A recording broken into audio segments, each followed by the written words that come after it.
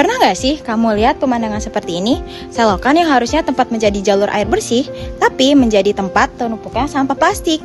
Di sini banyak sekali tumpukan seperti benda-benda, sampah plastik organik, dedaunan, dan juga barang-barang yang tidak berguna lagi. Banyak orang yang membuang sampah sembarangan di selokan karena tidak memikirkan akibat dari membuang sampah tersebut. Mereka berpikir bahwa dengan membuang sampah sembarangan tidak berdampak bagi mereka, dan mereka sudah terbiasa untuk membuang sampah bagian dari budaya. Kemudian mereka kurangnya edukasi tentang membuang sampah sembarangan.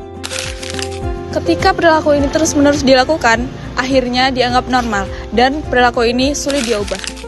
Namun, berbeda dengan lansia ini, ia memahami bahwa setiap benda yang dibuang sembarangan bukan hanya merusak pemandangan, tapi juga mengancam kesehatan manusia, hewan, dan ekosistem di sekitarnya. Bagi lansia ini, lingkungan adalah amanah yang harus dijaga, bukan sekedar tanggung jawab orang lain atau aturan formal semata. Sampah yang menumpuk di selokan bukan saja menjadi suatu pemandangan yang buruk, tetapi menjadikan suatu wabah penyakit dan tentunya menjadi suatu wabah bencana bagi seluruh yang merasakan, yaitu adalah bencana banjir. Menurut teori Abraham Maslow, pada tahap aktualisasi diri, seseorang terdorong untuk melakukan hal-hal yang bermakna, selaras dengan nilai moral dan spiritual, bukan untuk kepentingan diri sendiri atau pengakuan sosial. Lansia adalah contoh nyata dari tahap tersebut. Ia menjalani hidup dengan tujuan memberi manfaat bagi lingkungan dan orang lain.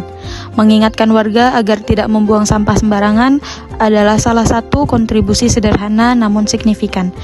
Ia menunjukkan bahwa aktualisasi diri bukan sekedar pencapaian pribadi, melainkan juga kemampuan untuk membawa kebaikan bagi sekitar dan menjaga amanah yang diberikan Tuhan.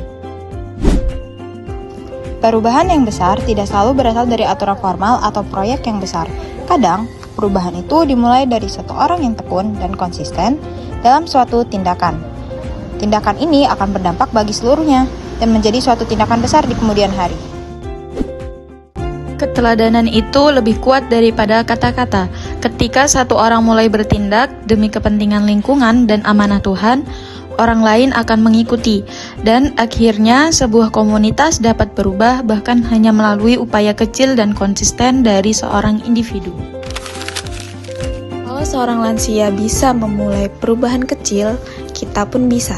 Karena menjaga bumi adalah tanggung jawab kita semua dan sekaligus bentuk cinta kepada Sang Pencipta.